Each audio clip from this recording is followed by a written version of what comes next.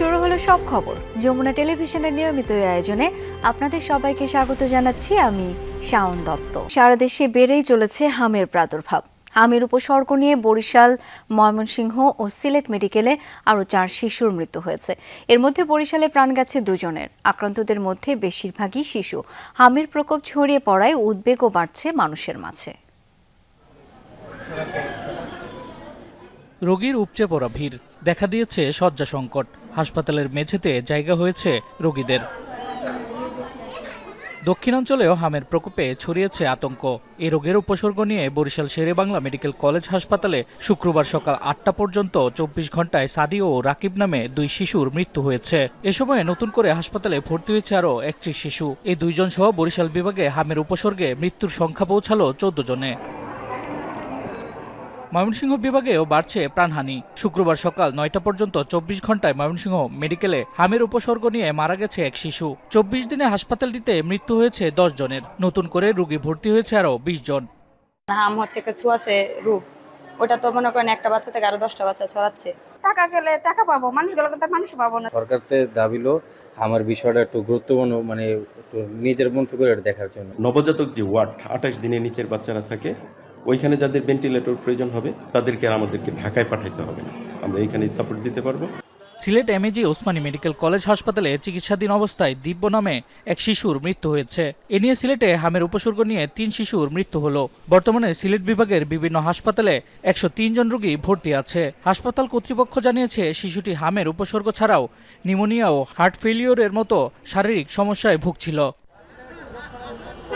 রাজশাহী মেডিকেলে 24 ঘন্টায় হামের উপসর্গ নিয়ে 29 জন ভর্তি হয়েছে। এখানে গত জানুয়ারি থেকে এ পর্যন্ত চিকিৎসাধীন অবস্থায় 48 জন শিশুর মৃত্যু হয়েছে। এছাড়াও চাঁদপুর, গাজীপুর, শরীয়তপুর সহ বিভিন্ন জেলার হাসপাতালে হামের রোগী বাড়ছে। এদিকে শুক্রবার 6ষ্ঠ দিনের মতো 18 জেলার 30টি উপজেলায় শিশুদের হামের টিকা দেওয়া হয়েছে। 12 এপ্রিল থেকে ঢাকার 2 সিটি কর্পোরেশন, ময়মনসিংহ ও বরিশাল সিটি কর্পোরেশনে টিকা দেওয়া শুরু হবে। শামস তাবরিজ উচ্ছ্বাস, যমুনা নিউজ। বাংলাদেশের প্রথম 5G AI ইনভার্টার যুক্ত সর্বোচ্চ বিদ্যুৎ সাশ্রয়ী যমুনা এয়ার কন্ডিশনার। দর্শক, হাম নিয়ে আরও জানতে চাই নাটোর থেকে এই মুহূর্তে যুক্ত হচ্ছেন সহকর্মী নাজমুল হাসান। নাজমুল, হামের উপসর্গ নিয়ে শেষ 24 ঘন্টায় কতজন রোগী হাসপাতালে ভর্তি হলো এবং চিকিৎসকরা এই বিষয়ে কি বলছেন? শাওন, হামের উপসর্গ নিয়ে সদর হাসপাতালে 10 জন এবং নাটোরের অন্যান্য হাসপাতালে 14 জন, মোট 24 জন শিশু ভর্তি হয়েছে এবং এখন পর্যন্ত 133 জন শিশুর মধ্যে হামের উপসর্গ দেখা দিয়েছে। এখানে চিকিৎসকরা যে বিষয়টি বলছেন যে হামের যদি প্রাথমিক উপসর্গ দেখা দেয়, আতঙ্কিত না হয়ে কিন্তু দ্রুত তাকে চিকিৎসকের কাছে নিয়ে আসতে হবে এবং যেই 7 দিন যদি হামের উপসর্গ দেখা দেয় শিশুদেরকে কিন্তু 7 দিন আইসোলেশনে রাখতে হবে এবং শিশুদেরকে যতটা সম্ভব জনসমাগম এড়িয়ে রাখতে হবে। তো এখানে সিভিল সার্জন যিনি রয়েছেন নাটোর সদর হাসপাতালের, কামাল উদ্দিন ভূঁইয়া, তার সাথে কথা বলেছি যে নাটোরে যে নাটোর সদর উপজেলাকে হামের রেড জোন ঘোষণা করা হয়েছে। দেশের অন্য 30টা উপজেলার মধ্যে সদর উপজেলাও কিন্তু একটি উপজেলা। তো এখানে চিকিৎসকরা যে বিষয়টি বলছেন যে এখন পর্যন্ত 10,882 জন শিশুকে হামের টিকা দেওয়া হয়েছে। তো চিকিৎসকরা বলছেন যে হামের উপসর্গ দেখা দিলে আতঙ্কিত না হয়ে কিন্তু দ্রুত চিকিৎসকদের কাছে নিয়ে আসার পরামর্শ দিচ্ছেন চিকিৎসকরা। শাওন। নাজমুল, ধন্যবাদ আপনাকে। ছুটির দিনেও অভিন্ন চিত্র। ঘন্টার পর ঘন্টা জ্বালানি তেলের জন্য অপেক্ষা, দীর্ঘ লাইনে বাড়ছে ভোগান্তি, যানজট। দৈনন্দিন জীবনে পড়ছে এই সংকটের প্রভাব। ক্রমেই অসহিষ্ণু হয়ে উঠছেন গ্রাহকরা। পাম্প কর্তৃপক্ষ বলছেন চাহিদা অনুযায়ী তেল সরবরাহ পাচ্ছেন না তারা। তবে ব্যক্তিগত মজুদ বন্ধ করা গেলে তেলের সংকট কিছুটা কাটবে। ছুটির দিনেও রাজধানীর ফিলিং স্টেশনগুলোতে কাটেনি ভোগান্তি। দীর্ঘ সময় লাইনে দাঁড়িয়েও তেল পাচ্ছেন না অনেকেই। বাইক ও গাড়ি চালকদের অভিযোগ, সব মেশিন চালু না রাখায় দীর্ঘ লাইনে অপেক্ষা করতে হচ্ছে। ফিলিং স্টেশন কর্তৃপক্ষের দাবি, চাহিদা অনুযায়ী তেল না আসায় বাড়ছে জটিলতা। ভোগান্তি তো হচ্ছে, ভোর 5টা দিকে লাইনে দাঁড়িয়েছি, এখন অবশেষে পাচ্ছি। হয়তো বা সকলে যারা মজুত করতেছে যদি মজুত না করে প্রয়োজন অনুসারে নেই, তাহলে আর এই ভোগান্তিটা থাকবে না। মনিটরিজের জন্য চরম একটা দুর্ভিক্ষ চলতেছে দেশে, নীরব দুর্ভিক্ষ, জানি না কোথা দিকে যাচ্ছি আমরা। দিনে 12 ঘন্টার ভিতরে যদি 6 ঘন্টা যদি তেলে যদি সমস্যা এসে যায়, তো মানুষেরা আর বাকি কাজ করবে কখন?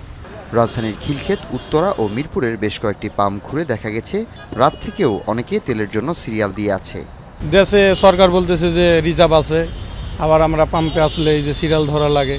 ফ্লাইওভারে গড়াইছিলাম আমি, ওই ফ্লাইওভারে গড়া থেকে ঠিক সেম ওই কারেন্টে থম্বার করা পর্যন্ত আছে। এখানে আসতে আমার সময় লাগছে 4 ঘন্টা, কারণ আমার কিন্তু 4 ঘন্টা সময়ের মূল্য আছে। 4 ঘন্টা সময় আসার পরে ওইখান থেকে 4-5টা গাড়ি আছে, তখন আমার কাছে তেল নাই।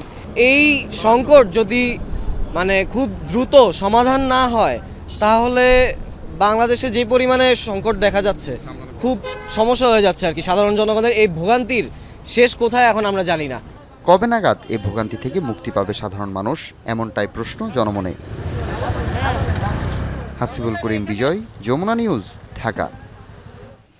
এ বিষয়ে আরও জানবো। খুলনা থেকে এখন যুক্ত হচ্ছেন সহকর্মী প্রবীর বিশ্বাস। প্রবীর, যানবাহন ছাড়াও কৃষিকাজে সেচের জন্য তো ডিজেল লাগে, কৃষক কি চাহিদা মাফিক তেল পাচ্ছে কিনা সেটা একটু জানতে চাই আপনার কাছ থেকে। শাওন, সবচেয়ে বড় সংকটটা এখানেই। আমরা তো গত বেশ কিছুদিন ধরেই মাঠে রয়েছি তেলের পাম্পগুলোতে, যারা এজেন্ট তাদের কাছে, একই সঙ্গে পদ্মা, মেঘনা, যমুনা 3টি তেল ডিপোতে সবচেয়ে সংকটে পড়েছে কৃষকরা। আপনাকে বলে রাখি, যেসব অঞ্চলে ফিলিং স্টেশন নেই সেই সব অঞ্চলে জ্বালানি তেল সরবরাহ করে থাকে বিভিন্ন এজেন্ট, যারা বিভিন্ন গাড়িতে করে অথবা ব্যারেলে করে নিয়ে যেয়ে কৃষকদের মাঝে তেল সরবরাহ করে থাকে। সেটি আসলে তারা সঠিকভাবে পাচ্ছে না, সে কারণে সবচেয়ে বেশি বিড়ম্বনায় পড়েছে কৃষকরা। এখন যে পাম্পটিতে আমরা দেখাচ্ছি, পাশাপাশি দুটো পাম্প রাস্তার 2 প্রান্তে, সেটি কিন্তু দেখতে পাচ্ছেন বন্ধ। তার সমস্ত ধরনের জ্বালানি তেল আজকে যেগুলো উত্তোলন করেছিল ডিপো থেকে, সেটি খানিকক্ষণ আগে শেষ হয়ে গেছে। এইবার যেটাতে আমরা রয়েছি সেটাই যেহেতু তেল সরবরাহ এখনও করছে ফিলিং স্টেশন থেকে, সে কারণে এটা দীর্ঘ লাইন এবং 2-3 স্তরে এই লাইনগুলো দিয়ে মানুষ তেল সংগ্রহ করছে। তারপরে যখন মেশিনের কাছে পৌঁছাচ্ছে তখন তাদের তেল দেওয়া হচ্ছে 300 টাকার। তাহলে তারা 3 দিন পর আবার এসে এই লাইন দিচ্ছে। লাইন আসলে কমার সুযোগ নাই যত সময় পর্যন্ত পাম্প থেকে তাদের পরিমাণ মতো বা প্রয়োজন মতো তেল সরবরাহ করা না হবে। পাম্প থেকে প্রতিদিন যে তেল উত্তোলন করছে ডিপো থেকে, সেটি 2000 লিটার অকটেন, 2000 লিটার পেট্রোল, এরম করে কিন্তু দেওয়া হচ্ছে এই ফিলিং স্টেশনগুলোতে। সে কারণে সকালবেলা এসে যখন ওপেন করছে তারা স্টেশন, সেটি আসলে 4-5-6 ঘন্টার মধ্যে শেষ হয়ে যাচ্ছে। তবে আরও একটা জিনিস বলে রাখি আপনাকে, সেটি হচ্ছে যে এর আগে যখন এই 2000 লিটার পেট্রোল, 2000 লিটার অকটেন তারা আনতো, সারা দিন কিন্তু এটি চলতো, সেটি এখন চলছে না। তাহলে তেল যাচ্ছে কোথায়? এটিও কিন্তু একটি প্রশ্ন। তাই এই বিষয়টি প্রশাসন কড়াভাবে নজরদারি করবে। আসলে কেন মানুষ এখনও লাইনে দাঁড়িয়ে তেল নিচ্ছে, নিশ্চয়ই তাদের প্রয়োজন আছে, তাহলে তেল কোথায় যাচ্ছে সেই বিষয়গুলো দেখার তাগিদ দিয়েছে সংশ্লিষ্টরা। শাওন। প্রবীর, ধন্যবাদ আপনাকে। চুয়াডাঙ্গায় একটি ফিলিং স্টেশনে মারামারি ও বিশৃঙ্খলার দায়ে 3 যুবককে দণ্ড দিয়েছে ভ্রাম্যমাণ আদালত। সকালে সদরের ডিঙ্গাদহ এলাকায় একটি হাইওয়ে ফিলিং স্টেশনে এই ঘটনা ঘটে। নির্বাহী ম্যাজিস্ট্রেট জানান, জ্বালানি তেল নেয়ার সময় বিশৃঙ্খলা তৈরি করে আশরাফুল ইসলাম, মারুফ বিল্লাহ ও নাইম নামে 3 যুবক। পরে আশরাফুল ও মারুফকে 5 দিনের কারাদণ্ড এবং নাইমকে 1000 টাকা জরিমানা করা হয়। জেলার ফিলিং স্টেশনগুলোতে তেল সরবরাহের শৃঙ্খলা বজায় রাখতে নিয়মিত অভিযান চালানো হচ্ছে বলে জানিয়েছে প্রশাসন।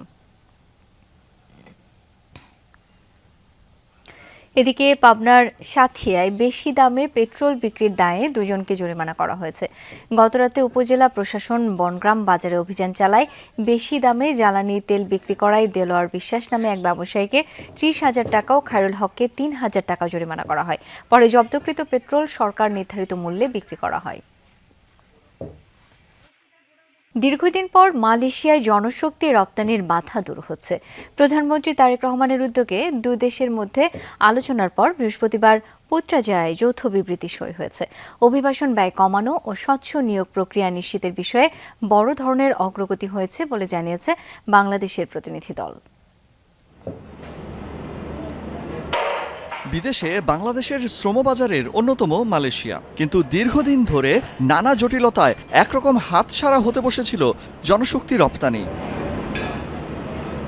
সরকার গঠনের পরপরই বিএনপি সরকার বিষয়টিকে গুরুত্ব দেয়। তারই অংশ হিসেবে প্রধানমন্ত্রী তারেক রহমানের প্রত্যক্ষ উদ্যোগে মালয়েশিয়ার সঙ্গে শ্রমবাজার নিয়ে দ্বিপাক্ষিক আলোচনা করে বাংলাদেশ। দেশটির প্রশাসনিক রাজধানী পুত্রাজায়ায় বৃহস্পতিবার অনুষ্ঠিত আলোচনায় নেতৃত্ব দেন প্রবাসী কল্যাণমন্ত্রী আরিফুল হক চৌধুরী। সঙ্গে ছিলেন প্রধানমন্ত্রীর উপদেষ্টা মাহাদি আমিন সহ উচ্চপদস্থ কর্মকর্তারা। অন্যদিকে মালয়েশিয়ার পক্ষে নেতৃত্ব দেন দেশটির মানব সম্পদ মন্ত্রী দাতো শ্রী রামানান রামকৃষ্ণান। বৈঠক শেষে যৌথ বিবৃতিতে জানানো হয়, নিরাপদ ও সুশৃঙ্খল অভিবাসনের পাশাপাশি মধ্যস্বত্বভোগী বা দালাল চক্র নির্মূলে কঠোর অবস্থানে থাকবে দুই দেশ। বিশেষ করে নিয়োগ প্রক্রিয়ায় স্বচ্ছতা আনতে আধুনিক প্রযুক্তির ব্যবহারের উপর জোর দেওয়া হয়েছে। মালয়েশিয়া জানায় তারা নিয়োগ প্রক্রিয়ায় কৃত্রিম বুদ্ধিমত্তা বা এআই প্রযুক্তি ব্যবহার করবে, যাতে মানুষের হস্তক্ষেপ কমে এবং খরচ সর্বনিম্ন পর্যায়ে নামানো যায়। এছাড়া আইএলওর এমপ্লয়ার পে নীতি অনুসরণের মাধ্যমে শ্রমিকদের জন্য শূন্য অভিবাসন ব্যয় বা জিরো কস্ট নিশ্চিত করার লক্ষ্য নির্ধারণ করেছে দুই দেশ। আলোচনায় উঠে আসে অবৈধভাবে আটকে থাকা বাংলাদেশি কর্মীদের বিষয়টিও। তাদের দ্রুত নিয়োগ এবং মানব পাচার সংক্রান্ত আইনি জটিলতা নিষ্পত্তিতে একমত হয়েছে ঢাকা কুয়ালালামপুর। দুই দেশই মনে করছে এই নতুন উদ্যোগের ফলে কর্মী পাঠানোর ক্ষেত্রে দীর্ঘদিনের সিন্ডিকেট প্রথা ভাঙবে। মালয়েশিয়া দীর্ঘদিন ধরে প্রায় 2 বছর ধরে বন্ধ যে শ্রম বাজার রয়েছে সেটা উন্মুক্ত করবার জন্য জোরালোভাবে আহ্বান জানিয়েছি। বৈঠক শেষে উভয় পক্ষ আলোচনা নিয়ে সন্তোষ প্রকাশ করে এবং ভবিষ্যতে নিয়মিত যোগাযোগ বজায় রাখার প্রত্যয় ব্যক্ত করে। বাংলাদেশ প্রতিনিধি দল উষ্ণ আতিথেয়তার জন্য মালয়েশিয়া সরকারকে ধন্যবাদ জানায়। এর আগে বৃহস্পতিবার মালয়েশিয়ার প্রধানমন্ত্রী দাতো সেরি আনোয়ার ইব্রাহিমের সাথেও বৈঠক করেন প্রবাসী কল্যাণমন্ত্রী আরিফুল হক চৌধুরী ও প্রধানমন্ত্রীর উপদেষ্টা মাহাদি আমিন। সেখানেও শীঘ্রই শ্রমবাজার খুলে দেওয়ার বিষয়ে ফলপ্রসূ আলোচনা হয়। অলক হাসান, যমুনা নিউজ। আওয়ামী লীগ সরকারের সময় প্রশাসন ও আর্থিক প্রতিষ্ঠান ধ্বংস করা হয়েছে। অন্তর্বর্তী সরকারের সময়ও অর্থনীতির সব সূচক ছিল নিম্নমুখী। বৈশ্বিক ও অভ্যন্তরীণ নানা ধরনের চ্যালেঞ্জ মোকাবিলা করে অর্থনীতি এগিয়ে নেয়ার উদ্যোগ নিচ্ছে সরকার। সংসদে কথা বলেছেন অর্থমন্ত্রী আমির খসরু মাহমুদ চৌধুরী। তিনি জানান 2034 সালের মধ্যে বাংলাদেশকে $1 ট্রিলিয়ন অর্থনীতির দেশ করার লক্ষ্যে কাজ করছে বিএনপি সরকার। সংসদের 13তম বৈঠকের শুরুতেই বক্তব্য দেন অর্থমন্ত্রী আমির খসরু মাহমুদ চৌধুরী। আর্থিক খাত, ব্যাংক, রাজস্ব, মুদ্রাস্ফীতি অর্থাৎ দেশের বর্তমান অর্থনৈতিক চিত্র তুলে ধরেন তিনি। সেই সাথে ভবিষ্যৎ পরিকল্পনাও বলেন। গত 17 বছরে দারিদ্র্য বেড়েছে। মাথাপিছু আয় বাড়লেও একটি মুষ্টিমেয় গোষ্ঠীর হাতে তা কুক্ষিগত ছিল। সরকারের সুদ ব্যয়ের চিত্র উদ্বেগজনক বলেও মন্তব্য করেন তিনি। 2005 থেকে 2024 সাল পর্যন্ত সুদ ব্যয় বেড়েছে 13 গুণ। জনগণ বিনিয়োগের সুফল পায়নি। বাজেট ঘাটতি বৃদ্ধির পাশাপাশি এর মানও প্রশ্নবিদ্ধ হয়েছে। দুর্নীতির কারণে বেড়েছে অর্থনৈতিক বৈষম্য। মন্ত্রী জানান, মূল্যস্ফীতি নিয়ন্ত্রণ করে 5 থেকে 6% নামিয়ে আনা সরকারের লক্ষ্য। গুরুত্বহীন প্রকল্পগুলো বন্ধে উদ্যোগ নেওয়া হয়েছে এবং গত 15 বছরে বাজার কারসাজির অনিয়ম তদন্তে কমিশন গঠনের কথা বলেন তিনি। অন্তর্বর্তীকালীন সরকার একটি এমন আন্তর্জাতিক অর্থনৈতিক ব্যবস্থার দায়িত্ব গ্রহণ করে যেখানে বই খাতের চাপ, উচ্চ মূল্যস্ফীতি, মন্থর বিনিয়োগ, প্রাতিষ্ঠানিক দুর্বলতা একযুগে বিদ্যমান ছিল। ইন্টেরিয়াম গভর্নমেন্টের সময়ও ইন্ডিকেটর নিম্নগামী ছিল এবং সেখান থেকে এখন আমাদের জন্য একটা নতুন চ্যালেঞ্জ সৃষ্টি করেছে।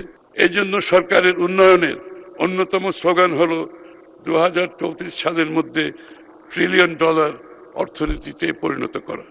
অর্থমন্ত্রী সংসদকে জানান, যুদ্ধের কারণে আন্তর্জাতিক বাজারে জ্বালানি তেল ও এলএনজির মূল্য দ্বিগুণের বেশি হয়েছে।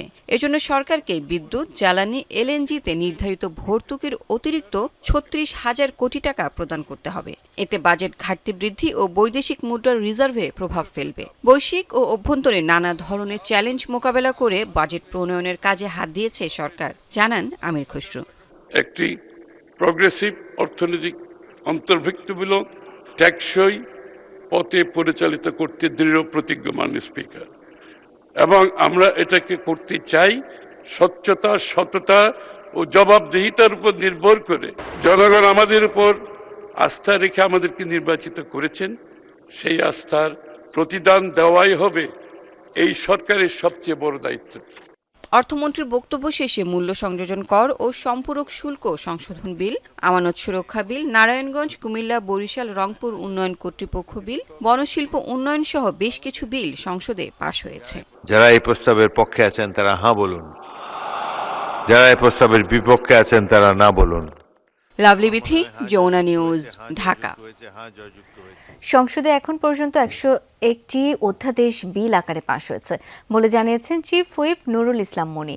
শুক্রবার অধিবেশনের প্রথমার্ধে বিরতিতে তিনি জানান 16টি অধ্যাদেশ পরবর্তীতে বিলের জন্য রাখা হয়েছে এবং 4টি অধ্যাদেশ অপ্রয়োজনীয় হওয়ায় সেগুলো বাতিল করা হচ্ছে। আইনি বাধ্যবাধকতার কারণে দেশের ইতিহাসে এই প্রথম শুক্রবারও সংসদ অধিবেশন চলছে বলে জানান চিফ হুইপ। তিনি বলেন, জ্বালানি খাতে এরই মধ্যে প্রায় 36,000 কোটি টাকা অতিরিক্ত ভর্তুকির চ্যালেঞ্জ গ্রহণ করেছে সরকার। আমাদের এখন 15টা অধ্যাদেশ বাকি আছে, সেটা আমরা সেকেন্ড হাফে করতে পারবো। আর বাকি সকল অধ্যাদেশ মোটামুটি পাস হয়ে গেছে। আর 16টা অধ্যাদেশ আমরা পরবর্তী বিলের জন্য আনবো, সেটা তো আগেই সিদ্ধান্ত নেওয়া আছে। আমরা হাউস কমিটি বা আমরা যখন বিশেষ কমিটি মিটিং করেছি, সেই মিটিংয়ে সিদ্ধান্ত হয়েছে। জাতীয় সংসদে সংরক্ষিত নারী আসনের জন্য দলীয় মনোনয়ন ফর্ম বিক্রি শুরু করেছে ক্ষমতাসীন বিএনপি। 12 এপ্রিল পর্যন্ত ফর্ম ক্রয় ও জমা দিতে পারবেন মনোনয়ন প্রত্যাশীরা। নারী নেত্রীদের আশা, বিগত দিনের আন্দোলন সংগ্রামের মূল্যায়ন করে মনোনয়ন দেবে বিএনপি। দলের সিনিয়র যুগ্ম মহাসচিব রিজভী আহমেদ জানিয়েছেন, সংসদে কথা বলার যোগ্যতা ও দলের প্রতি ত্যাগ বিবেচনায় নিয়ে প্রার্থী চূড়ান্ত করবে মনোনয়ন বোর্ড। ছাত্রদলের প্রতিষ্ঠাতা আহ্বায়ক কাজী নয়াপল্টনে বিএনপির কেন্দ্রীয় কার্যালয়ে নারী নেতৃত্বের ভিড়। দেশের নানা প্রান্ত থেকে ছুটে এসেছেন তারা, যারা সংরক্ষিত আসনের সংসদ সদস্য হতে দলীয় মনোনয়ন প্রত্যাশী।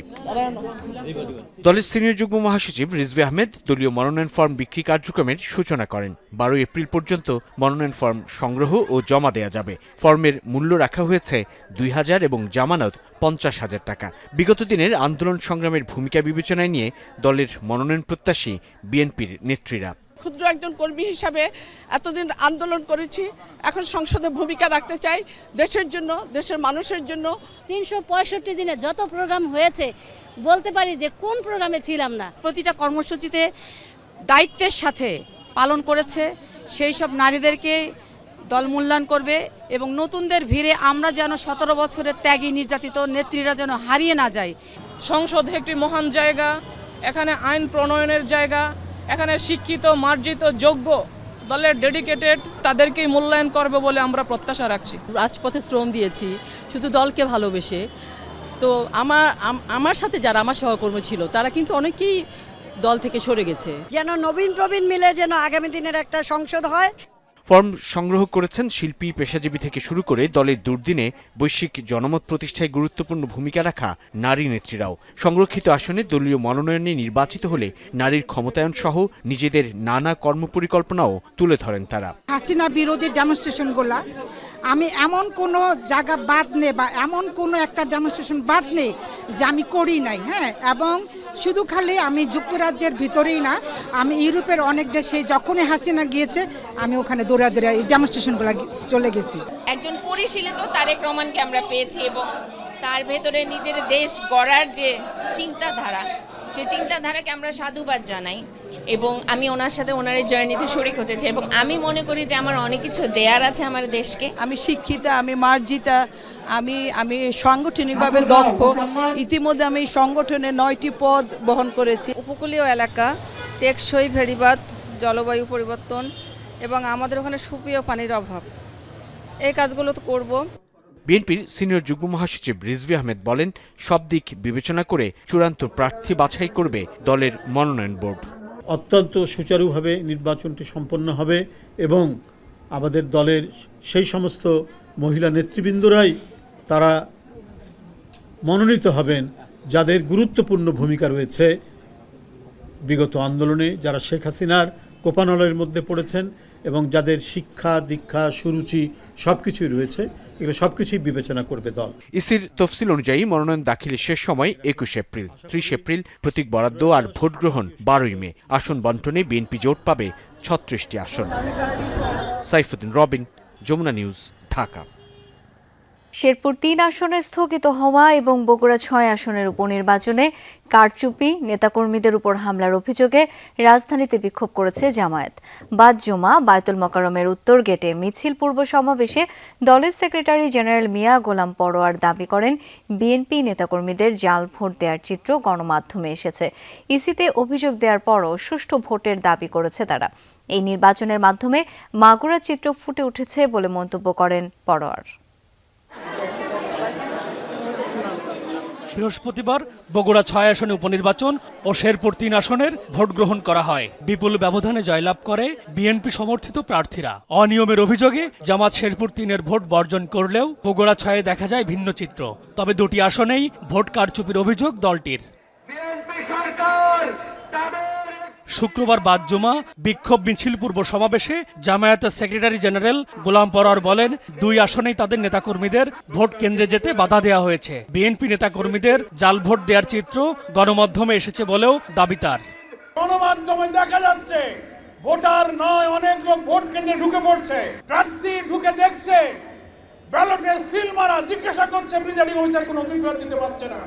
বহু ছবি সোশ্যাল মিডিয়াতে ছড়িয়ে পড়ার পরও কি করে সাংবিধানিক পদে অধিষ্ঠিত প্রধান নির্বাচন কমিশনার বলেন যে সেই নির্বাচন নিরপেক্ষ হয়েছে?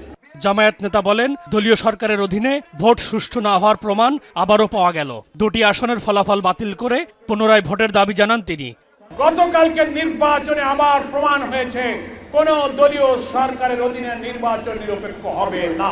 একতরফাভাবে বিএনপির প্রার্থীরা দখল করে তারা কেটে কুটে ভর্তি করে দিয়েছে।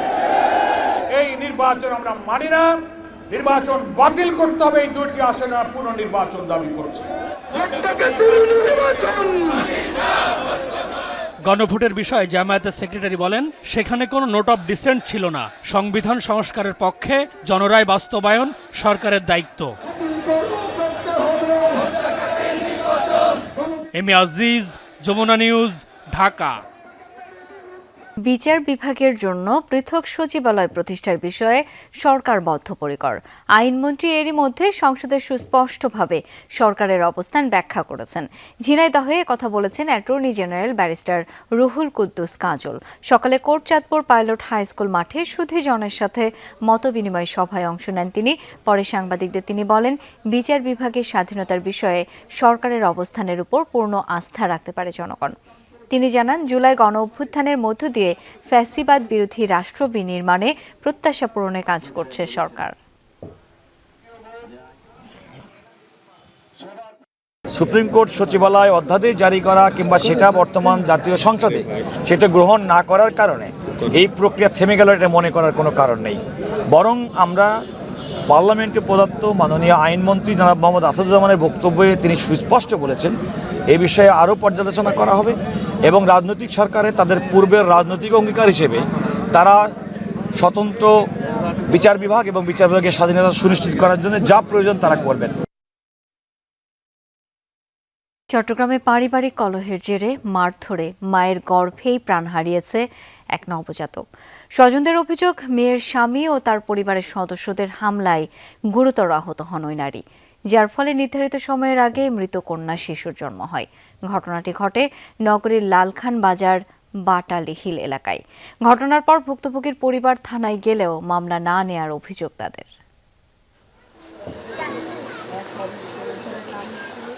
সদ্য ভূমিষ্ঠ নবজাতকের নিথর মরদেহের পাশে বসে অপলক দৃষ্টিতে তাকিয়ে হতভাগ্য বাবা। সব ঠিকঠাক থাকলে আগামী 22 এপ্রিল পৃথিবীর আলো দেখার কথা ছিল এই শিশুর। তার আগেই নিভে গেল প্রাণপ্রদীপ।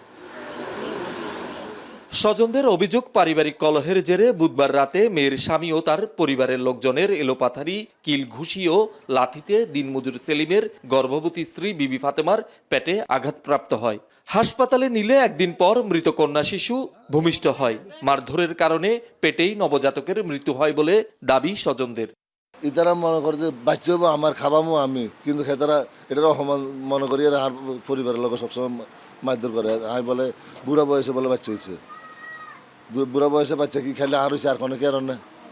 এত লেভেলে সবসময় নির্যাতন করতে আছে আর এলো বাজারে ওনাকে পেটে লাথি টাথি দিছে মানে বাচ্চাটা লাথিটা দিছে যে পেটে উনি প্রেগনেন্ট মানুষ লাথি দিছে লাথির লগে এখানেও ভাঙিয়েছে মাথা ঠুলি নরম নরম করি এলাছে লাথি ঘুষি মারছে ঘুষির লগে আর হেডের আতরি বড় বাড়ে গেছে মারধরের কারণে আঘাত পাইছে, ভিতরে বেশি আঘাত পাইছে, এই কারণে বাচ্চা মারা গেছে। আহত ফাতেমা এখনও চট্টগ্রাম মেডিকেল কলেজ হাসপাতালে চিকিৎসাধীন। এমন হৃদয় বিদারক ঘটনায় হতবাক এলাকার মানুষ। ঘটনার সুষ্ঠু বিচার ও জড়িতদের দৃষ্টান্তমূলক শাস্তি দাবি করেন তারা। অভিযুক্ত শাহিনের বিরুদ্ধে অভিযোগ দিতে খুলশী থানায় গেলেও পুলিশ ব্যবস্থা নেয়নি বলে অভিযোগ করেন ভুক্তভোগীরা। নিকৃষ্ট ভাষায় বলা যায় যেরকম জঘন্য এরকম ঘটনা কখনোই হয় নাই পৃথিবীতে, আমি এটা জানি। বাচ্চাটা আর কয়েকদিন পরে দুনিয়াতে আসতো, এর আগে এরারে মারি ফেলছে। আমার বাপের এদিকে এদিকে রক্ত পড়তেছে আর কি, কেন জখম হয়েছে আর ঘরের মধ্যে রক্ত ফোটা ফোটা আর কি। গত এই কলসি দিয়ে আমার মার পেট বেড়া জোরে জোরে মারছে, এদিকে এদিকে ফুলে গেছে।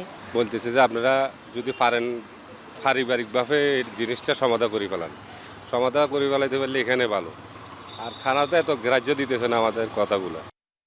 এদিকে ঘটনার পর থেকেই পলাতক অভিযুক্ত শাহিন ও তার পরিবারের লোকজন। তবে মারামারির কথা স্বীকার করেন শাহিনের দাদি। এমনি মারামারি হয়েছে, ঘরের ভিতরে মারামারি হয়েছে অনেক, কে মারছে কে কিরছে এটা তো বাদিছো দেখি নাই। মামলা না নেওয়ার অভিযোগ অস্বীকার করে দ্রুত ব্যবস্থা নেওয়া হবে বলে জানিয়েছে পুলিশ। আইনানুগ যতটুক দরকার সবকিছু মামলা হবে, যা দরকার সবকিছু হবে। এখানে মানে গাফিলতি করার কোনো কিছু নাই। এখানে তবু আমি থানায় গিয়ে আর একটু বিস্তারিত বলতে পারবো, একটু বাসায় থানায় গিয়ে বিস্তারিত বলতে পারবো। সেলিম ফাতেমা দম্পতির 4 কন্যার মধ্যে অভিযুক্ত শাহিন ছোট মেয়ের স্বামী। শহীদুল সুমন, যমুনা নিউজ, চট্টগ্রাম। বাড়ির সীমানা প্রাচীর নির্মাণ নিয়ে দুপক্ষের সংঘর্ষে গোপালগঞ্জের কাশিয়ানীতে নারী সহ আহত হয়েছেন অন্তত 10 জন। সকালে উপজেলার ফলসি গ্রামে ঘটনা ঘটে। স্থানীয়রা জানায় গ্রামের ওসমান ফকির ও রহমান ফকিরের মধ্যে বাড়ির সীমানা নিয়ে দীর্ঘদিন ধরে বিরোধ চলছে। সকালে সীমানা প্রাচীর নির্মাণ ঘিরে তাদের মধ্যে কথা কাটাকাটি থেকে হাতাহাতি হয়। এক পর্যায়ে দেশীয় অস্ত্র নিয়ে সংঘর্ষে জড়ায় দুই পক্ষ। আহত হন অন্তত 10 জন। তাদের মধ্যে 7 জনকে হাসপাতালে ভর্তি করা হয়েছে। অভিযোগ পেলে তদন্ত করে আইনি ব্যবস্থা নেওয়া হবে বলে জানিয়েছে পুলিশ। রূপগঞ্জের পূর্বাঞ্চলে রেস্টুরেন্ট নির্মাণকে কেন্দ্র করে সংঘর্ষে জড়িয়েছে বিএনপি সহযোগী সংগঠনের 2 গ্রুপ। এতে আহত হয়েছেন 7 জন। সকালে পূর্বাঞ্চলের 11 নম্বর সেক্টরে এই সংঘর্ষ হয়। পুলিশ জানায় বৃহস্পতিবার রাজুকের জমিতে স্থানীয় কৃষক দল নেতা হাবিবুর ও তার ভাইয়েরা রেস্টুরেন্ট নির্মাণের জন্য বালু ফেলেন। এ সময় শ্রমিক দল নেতা মনির ভুইয়া, মোমিন সহ আরেকটি পক্ষ একই স্থানে দোকান নির্মাণের চেষ্টা করলে উত্তেজনা দেখা দেয়। কথা কাটাকাটির এক পর্যায়ে বাধে সংঘর্ষ। এতে আহত হন শাহিবুর, জুয়েল রানা, আতাবুর, হাবিবুর সহ 7 জন। এ ঘটনায় দুপক্ষই মামলা করেছে। মেহেরপুরের মুজিবনগরে মাদ্রাসার বোর্ডিংয়ে থাকা শিশুকে বলাৎকারের অভিযোগ উঠেছে এক শিক্ষকের বিরুদ্ধে। এ ঘটনায় অভিযুক্তকে হেফাজতে নিয়েছে পুলিশ। বৃহস্পতিবার রাতে উপজেলার কেদারগঞ্জ বাজারে ঘটনা ঘটে। পুলিশ জানায় চুয়াডাঙ্গার এক বাসিন্দা তার 11 বছরের সন্তানকে মুজিবনগর আইডিয়াল মাদ্রাসার বোর্ডিংয়ে রেখে লেখাপড়া করাচ্ছিলেন। এক সহপাঠীর অভিভাবকের মাধ্যমে তিনি জানতে পারেন মাদ্রাসার শিক্ষক নুরুদ্দিন তার ছেলেকে বিভিন্ন সময় নিজের কক্ষে নিয়ে বলাৎকার করেছে। পরে ছেলের সাথে কথা বলে ঘটনার সত্যতা জানতে পারেন তিনি। আরও কয়েকজন শিশুর সাথেও বলাৎকারের অভিযোগ পাওয়া গেছে। এতে মাদ্রাসাটি ঘেরাও করে ক্ষুব্ধ জনতা। খবর পেয়ে পুলিশ ঘটনাস্থলে পৌঁছে পরিস্থিতি নিয়ন্ত্রণে আনে। অভিযুক্ত শিক্ষককে নেওয়া হয় থানা হেফাজতে। এই ঘটনায় ভুক্তভোগীর পরিবার লিখিত অভিযোগ দায়ের করেছে। খুলনার রূপসায় মাদকের টাকার জন্য মাকে পিটিয়ে হত্যার অভিযোগ উঠেছে ছেলের বিরুদ্ধে। উপজেলার খান মোহাম্মদপুর গ্রামে এই ঘটনা ঘটে। এলাকাবাসী জানায় মাদকের টাকার জন্য নাদিম তার মা মিম্মি বেগমকে প্রায়ই মারধর করত। সকালে টাকার জন্য আবারও মায়ের উপর চড়াও হয়। এক পর্যায়ে গাছের ডাল দিয়ে মায়ের মাথায় আঘাত করে নাদিম। ঘটনাস্থলে মিম্মি বেগমের মৃত্যু হয়। পরে স্থানীয়রা নাদিমকে আটক করে পুলিশে দেয়। তদন্ত করে নাদিমের বিরুদ্ধে ব্যবস্থা নেওয়া হবে বলে জানিয়েছে পুলিশ।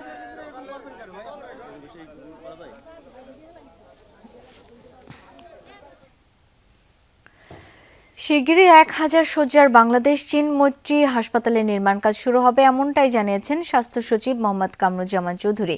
দুপুরে নীলফামারী সদরের স্বাস্থ্য সচিবের নেতৃত্বে উচ্চ পর্যায়ের প্রতিনিধি দল হাসপাতালে নির্ধারিত স্থানটি পরিদর্শন করে। পরিকল্পনা অনুযায়ী হাসপাতালে 500 শয্যা সাধারণ রোগীদের জন্য, বাকি 500 শয্যা অত্যাধুনিক চিকিৎসা সুবিধা সম্পন্ন বিশেষায়িত ইউনিট হিসেবে গড়ে তোলা হবে। শেষে জেলা প্রশাসকের সম্মেলন কক্ষে সাংবাদিকদের সঙ্গে মতবিনিময় করেন সচিব। 500 বেড হবে সাধারণ জেনারেল হাসপাতাল এবং 500 বেড হবে বিশেষায়িত হাসপাতাল। আমরা আশা করি সবগুলো আমাদের যে টিওআরগুলো নির্ধারণ করা হয়েছে এই টিওআর অনুসারে আমরা মোটামুটি আমাদের সুপারিশমালা আমরা তৈরি করছি। আরিচা পাটুরিয়া কাজিরহাট সংযোগে ওয়াই টাইপ সেতু নির্মাণের দাবিতে রাজধানীতে মানববন্ধন হয়েছে।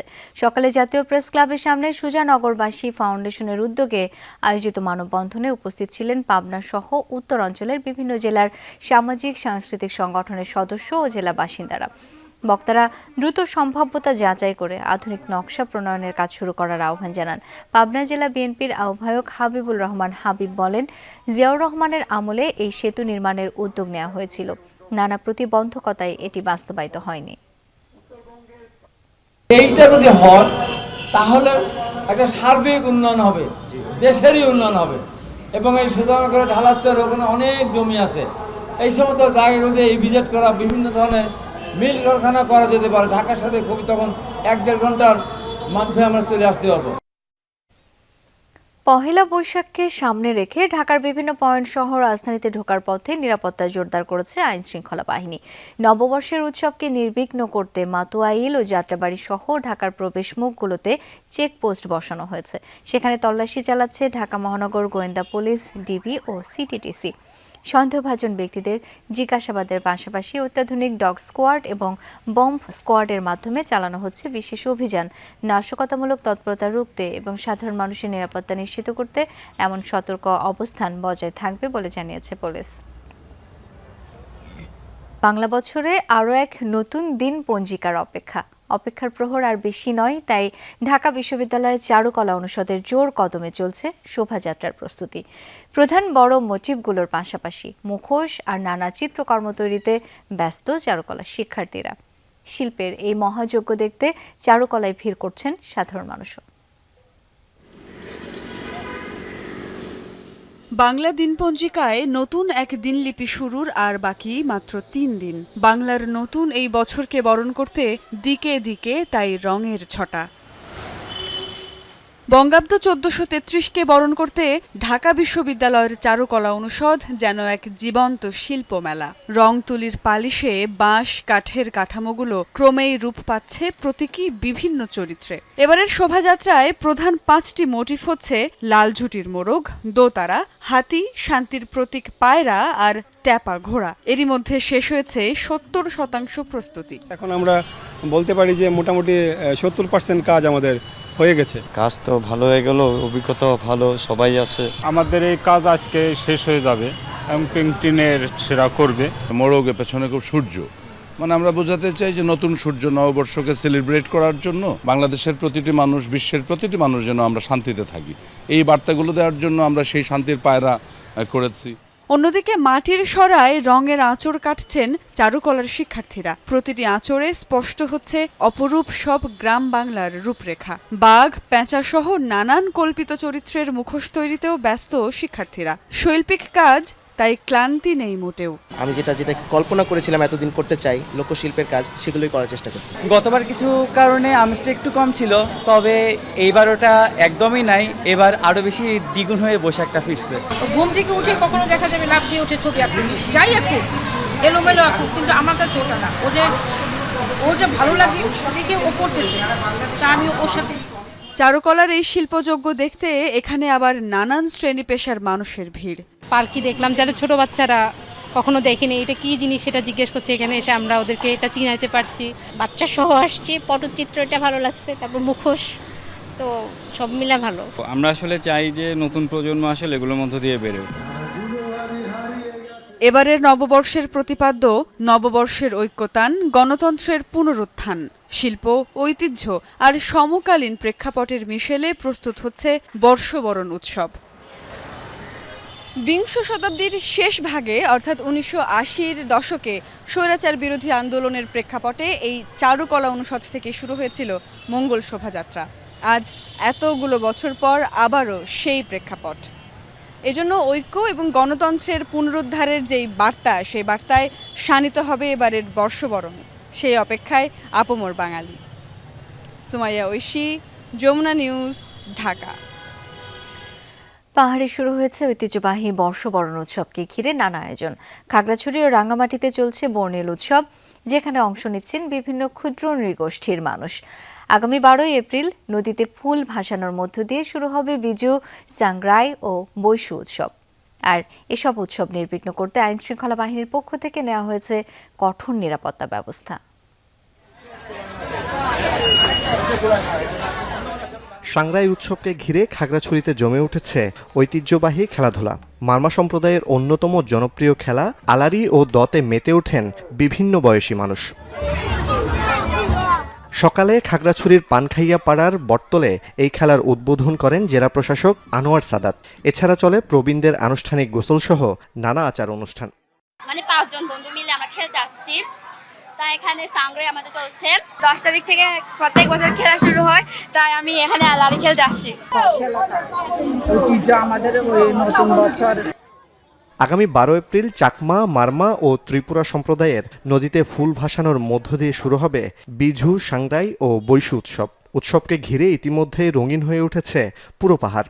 এটা থেকে আমরা আনন্দ পাই বা মজা পাই, এটাই হচ্ছে আমাদের উৎসব আর ঐতিহ্যবাহী খেলা। পুরান বছরকে বিদায় দিয়ে নতুন বছরের পাড়াতে মানে মুরব্বী সবাইকে আমরা সাংগ্রাইয়ের গোসল করাই। সম্প্রীতির এই উৎসব নির্বিঘ্ন করতে প্রশাসনের পক্ষ থেকে নেওয়া হয়েছে কঠোর নিরাপত্তা ব্যবস্থা। আমাদের কাছে ওই রকম কোনো নিরাপত্তা ঝুঁকি নাই। আশা করছি যে অন্যান্য বারের মতো এবারেও এই বৈশাখী উৎসব খাগড়াছড়িতে সুষ্ঠু সুন্দরভাবে উদযাপিত হবে। এদিকে রাঙ্গামাটিতে কালচারাল ইনস্টিটিউটে শুরু হওয়া 5 দিনব্যাপী মেলা ও বিভিন্ন অনুষ্ঠান শেষ হবে আগামীকাল। অন্যদিকে গতকাল থেকে দ্বিতীয় দফা বিজু উদযাপন পরিষদের আয়োজনে শুরু হয়েছে 4 দিনব্যাপী অনুষ্ঠানমালা, যা আগামী 12 তারিখ শেষ হবে। তবে বিভিন্ন সংগঠনের ব্যানারে মাসব্যাপী চলবে নতুন বছরকে বরণের নানা অনুষ্ঠান। সম্প্রীতির বন্ধনে আমরা আবদ্ধ হই, এটাই হলো আমাদের প্রত্যাশা। আমরা যাতে সবাই মিলেমিশে সুখে শান্তিতে থাকতে পারি। সহযোগিতাপূর্ণ আন্তরিক মনোভাব নিয়ে আমরা একে অপরের সাথে মিলেমিশে কাজ করব, এটাই আমরা আশা।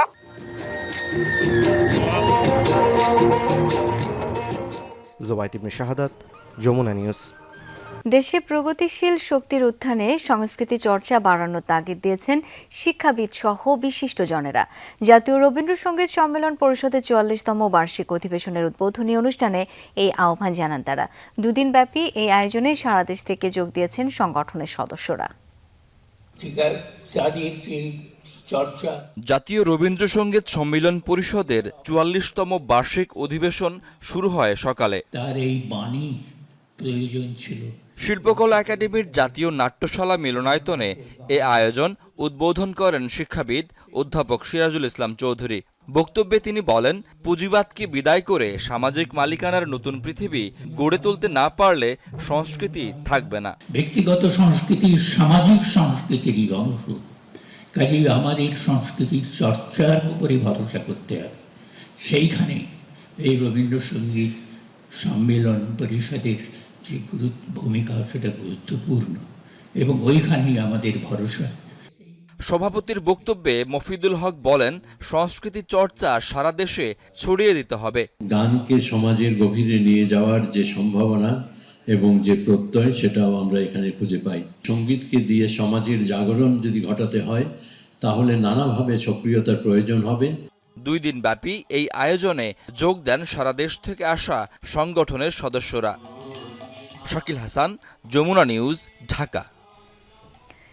এভারেস্ট অভিযানে যাচ্ছেন বাংলাদেশি নারী নুরুন নাহার নিম্মি।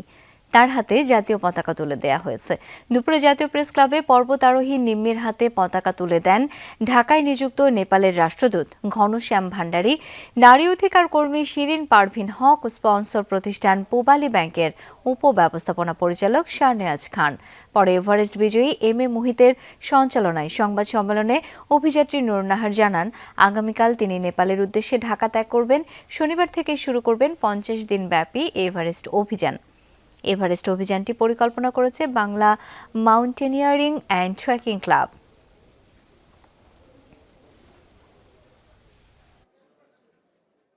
বাংলাদেশ থেকে আগত সকল পর্বতারোহী ও অভিযাত্রীদের সর্বদা আন্তরিকভাবে স্বাগত জানাই।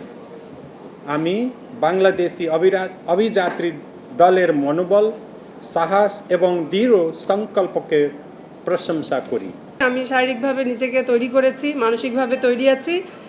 এখন আবহাওয়া যদি ঠিকঠাক থাকে, ইনশাল্লাহ আমি এভারেস্টের চূড়াটা ছুঁয়ে দেখতে পারবো এবং বাংলাদেশের লাল সবুজ পতাকা ওড়াতে পারবো।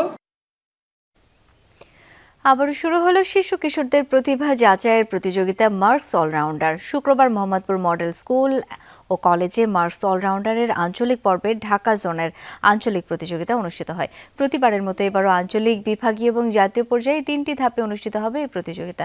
দেশের সব স্কুল, কলেজ এবং সমমানের শিক্ষা প্রতিষ্ঠানের শিক্ষার্থীরা গান, নাচ, অভিনয়, চিত্রাঙ্কন, আবৃত্তি, গল্প বলা দিয়ে এই প্রতিযোগিতায় অংশগ্রহণ করতে পারবে।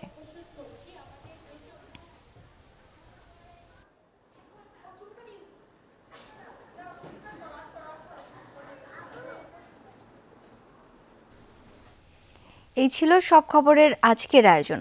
ধন্যবাদ এতক্ষণ সাথে থাকার জন্য।